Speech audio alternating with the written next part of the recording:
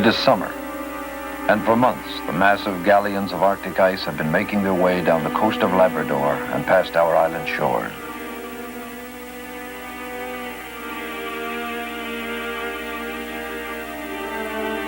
To most of us who live here in Newfoundland, the icebergs are not an uncommon sight at this time of year. They make the summer greens greener and the ocean's blue bluer. They decorate our shores like jewels.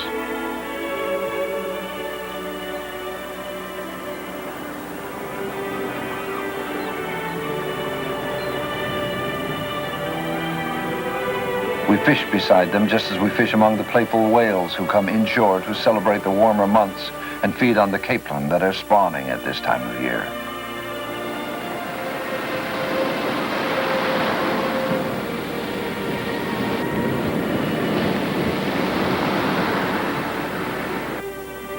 We live in a land of wooded hills and green sloping pastures.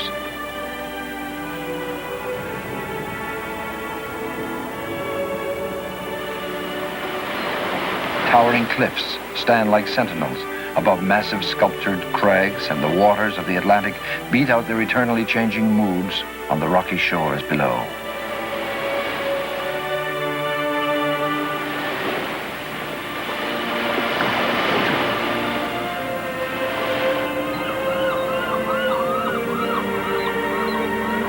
These breathless panoramas and never-ending seascapes are a part of our everyday lives. For hundreds of years, we have accepted them as gifts of our heritage, a heritage that has left us a beautiful land, a simple and distinct way of life, but most of all, it has left us the wind and the sea.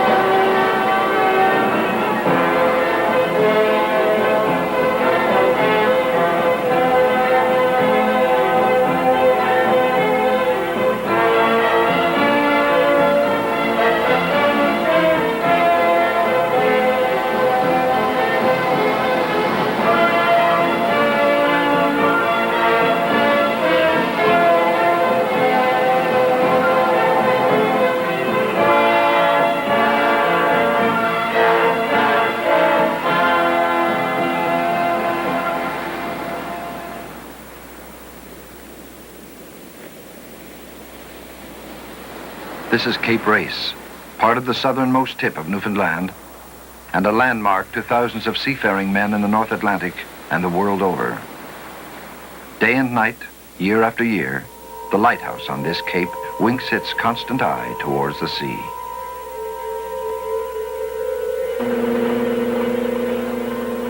High in the lighthouse tower, the mammoth, multifaceted lenses revolve within their cage of glass, concentrating a single beam of light toward the horizon, warning ships away from danger and guiding them to safer shores.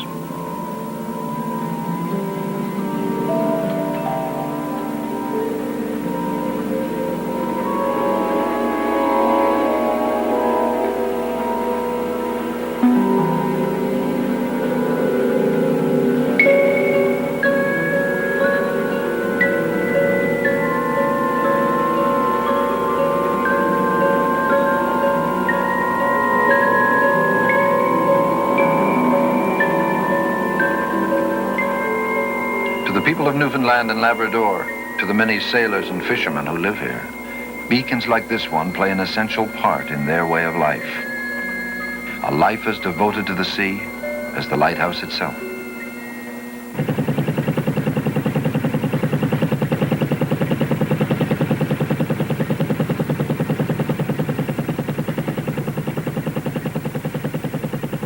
A great deal has changed since our forefathers began to harvest these waters hundreds of years ago.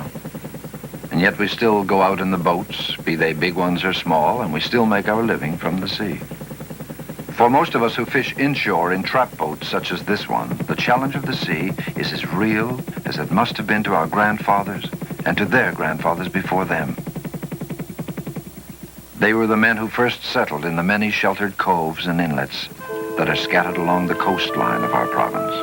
And it was from their roots that outports like this one have grown, snuggled in a quiet harbor, easily accessible to, but protected from, the fierce temperament of the open sea. Throughout Newfoundland, old architecture is mingled with new, and the texture of wind-worn wood is a constant contrast to the smooth, bright paint of our modern homes. Historically, we have adapted our settlements to the landscape around us.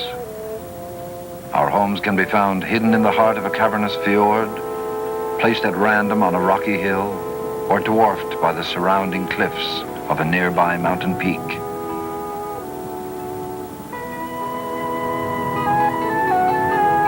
But no matter where they are, you rarely will find a home that is far from the sea or from the boats that take us to the fishing grounds.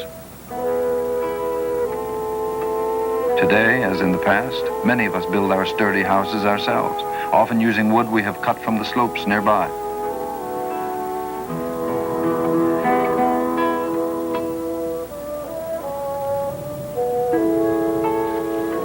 Looking around a Newfoundland outport, one finds evidence everywhere of the reason for the existence of our community. Men can be seen working on their boats or repairing their gear. Nets are set out to dry, and lobster pots, floats, and dories are pulled up on the shore or stored on the wharves.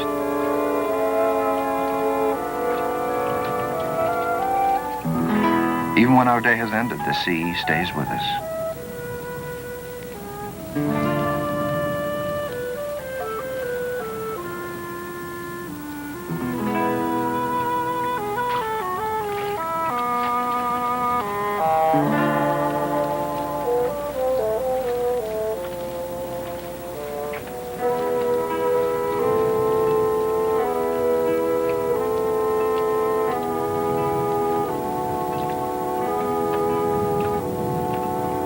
The animals that we keep graze by the water, and our children play there.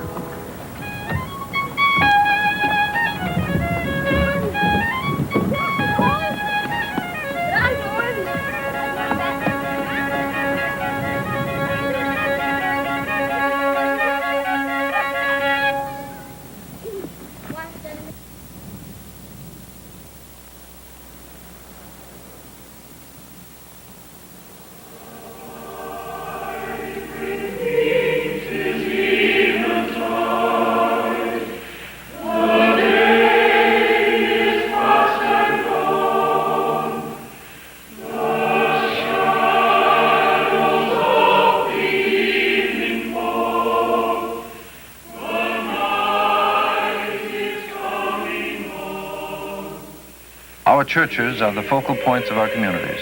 Most of them are built high on a hill overlooking the sea. Beautiful in their dignity and simplicity, our houses of worship differ greatly from one settlement to another.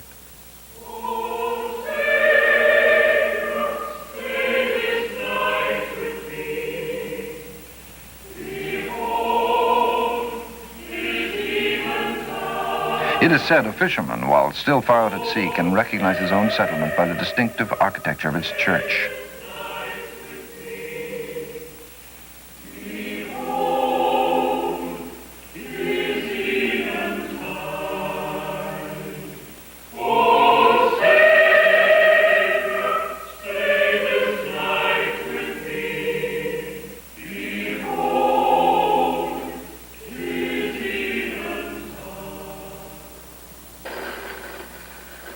The creative spirit is never idle in the outports, and even in our leisure hours, our minds are never far from the sea. This is a long liner under construction. It is owned by two fishermen who, like many others in our province, have decided to build a boat for themselves in their spare time.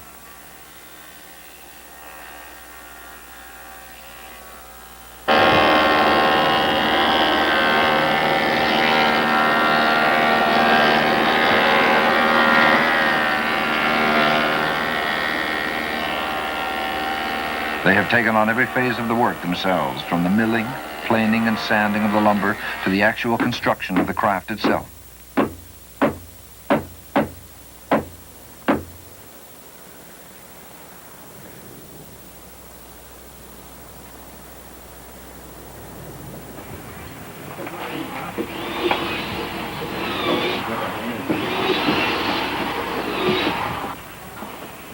The wide variety of skills needed for these endeavors has been passed down from father to son for hundreds of years.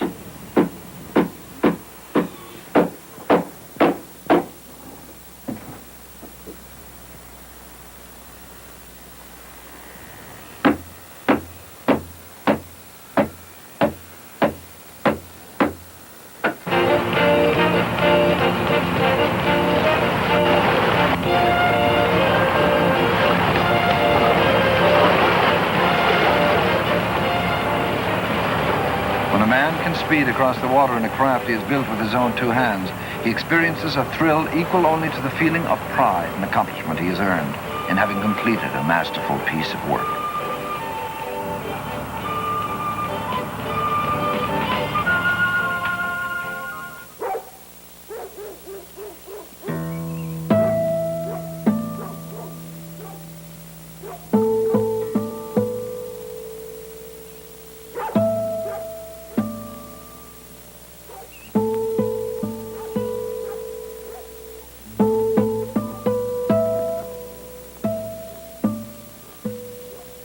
Name, Labrador, the northernmost settlement in the province of Newfoundland. It is 4 o'clock in the morning on a warm summer day, and the sun is already rising. Soon, the fishermen of this small, mainly Eskimo community will be putting out to sea.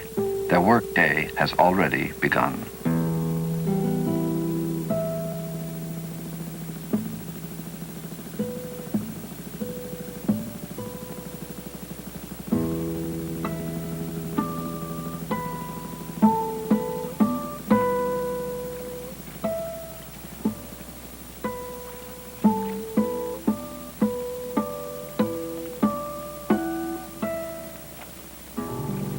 Due east of here, there is nothing but open sea. To the north is the subarctic and the spectacular mountainous wilderness of the northern Labrador coast.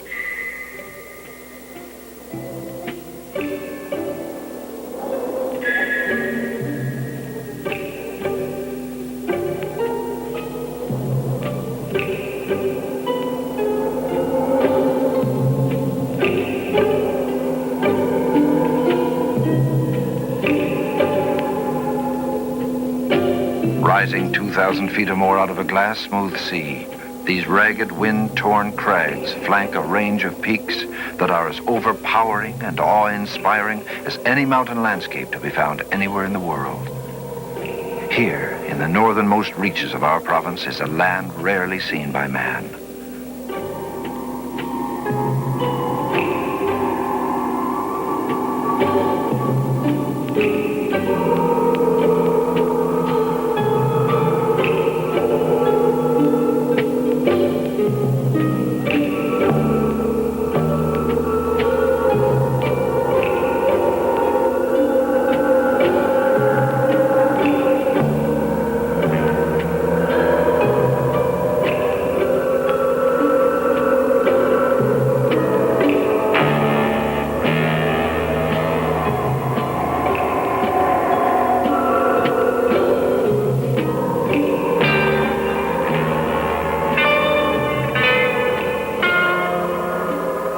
Almost totally unexploited, unexplored, and undisturbed.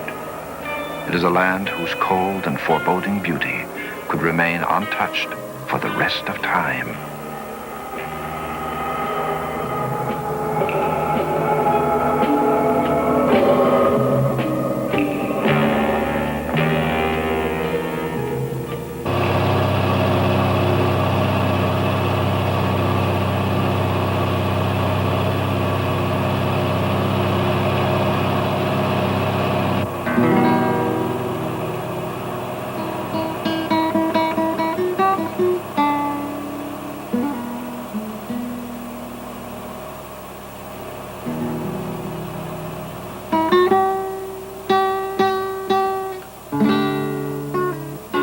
Against this background of strange stone shapes and distant mountain peaks, the people of northern Labrador live their lives in much the same way as people anywhere on the coast of Newfoundland.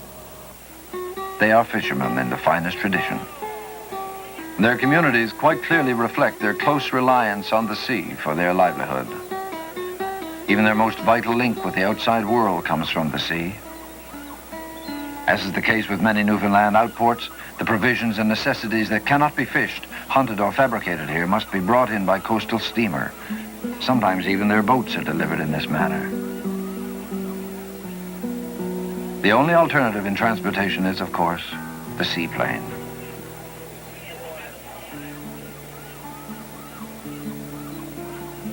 During the summer months, especially, the activities on the wharves and along the shores of these settlements are much the same as the activities in all fishing communities.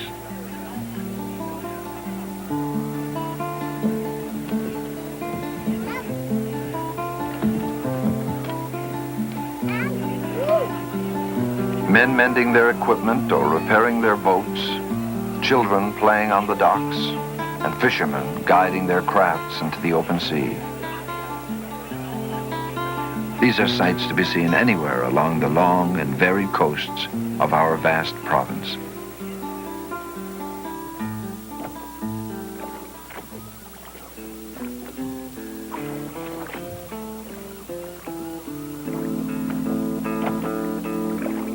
Fishermen everywhere share a life of hard work, long hours, and constant struggle with the elements. They share a pride in their skills and an undying love for the freedom of their way of life.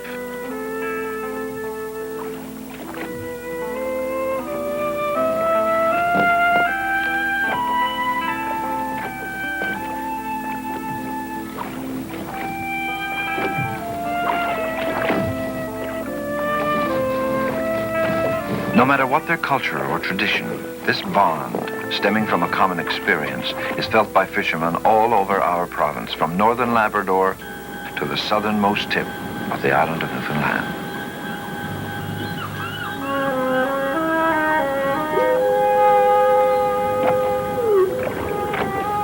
It is a bond between men who every day must face the ever-present and often perilous challenge of a moody and uncompromising sea.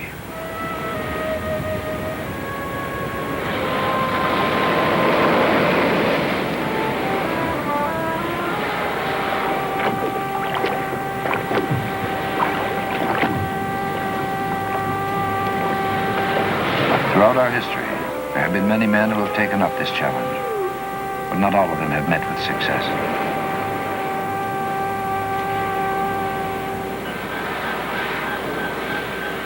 Our folk tales and legends are full of the names of brave men whose strength and skill was no match for the sudden, unaccountable fury of these waters.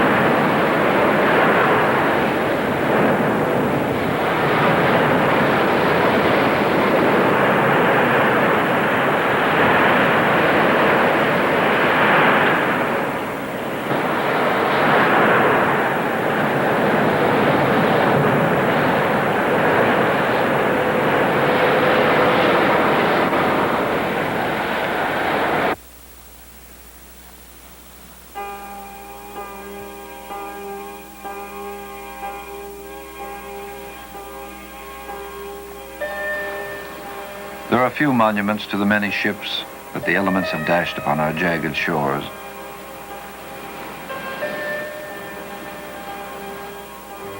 The graveyards for these lost vessels have their own markers, their own headstones of twisted steel, rusted iron, and rotting wood. Despite the many stories of storms and shipwrecks that abound in our province, the dramatic and tragic side of nature does not play an overwhelming part in the lives of those who live here. The sea has many faces, and the one most familiar to us is that of a constant and peaceful provider, a source of sustenance and livelihood, of inspiration and beauty. We live among the colors, textures, and shapes that only nature could create, with her vast store of time, her wind, her rain, and the waves. Even our man-made structures, touched by time and the sea, become part of the ageless landscape around us.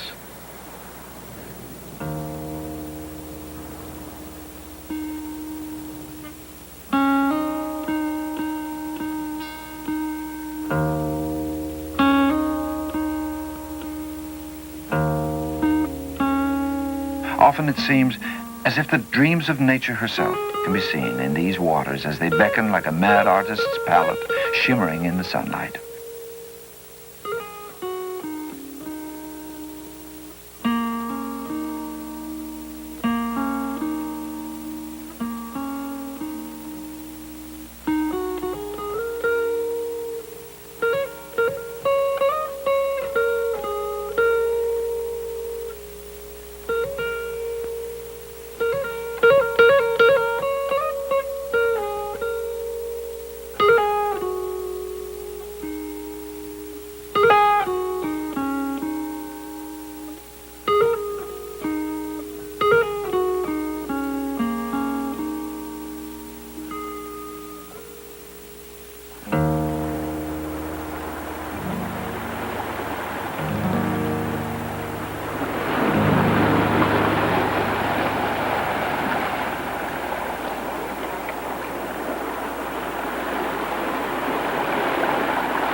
For thousands and thousands of years, these waves have washed against the rocks on this coastline, chiseling and carving them into a myriad of different sizes and configurations.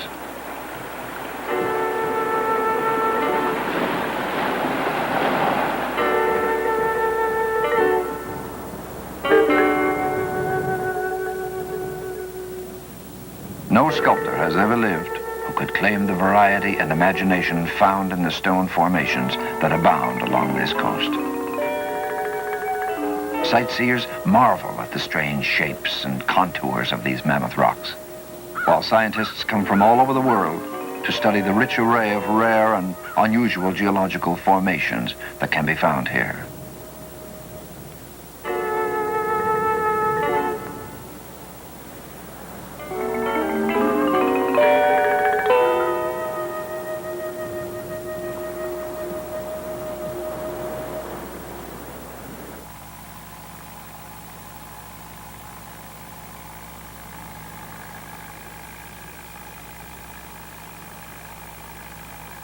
Perhaps the most impressive works of the sculptor sea are the lofty crags and deep hidden fjords of the Newfoundland South Shore.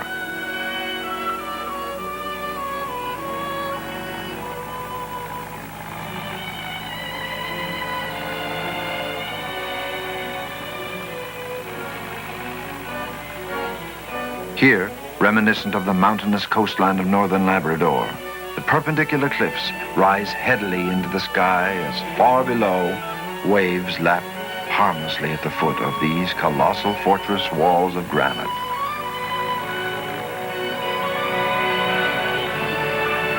A trip along this southern coast is a voyage into a haunting wonderland of peace and mystery. On one side, the sheer slopes of solid stone loom far above the largest ships, while on the other, placid waters shimmer far into the seemingly endless reaches of the North Atlantic.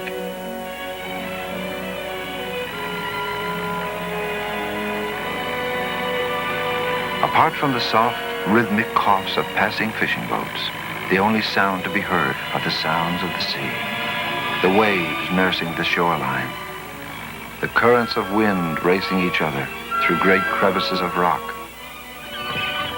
the birds calling out as they circle in search of food, and the distant murmur of the long, white cascades of fresh water as they plummet from great heights into the ocean below.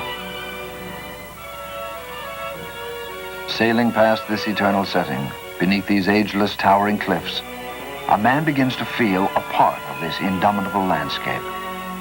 It is a rare feeling, an experience that few men can ever forget. Most of us who live on the shores of Newfoundland know and understand this feeling. We live by the sea, and it is a constant reminder of our place in the endless scheme of nature and time. And yet, there is no describing our feelings about this landscape. The emotions aroused by these sights are the private, individual treasures of those who have felt the overpowering awe of the coastline and the hypnotic lure of the sea. It is a feeling that we all share, and it makes us very grateful for the rich life we lead on the shores of this beautiful land.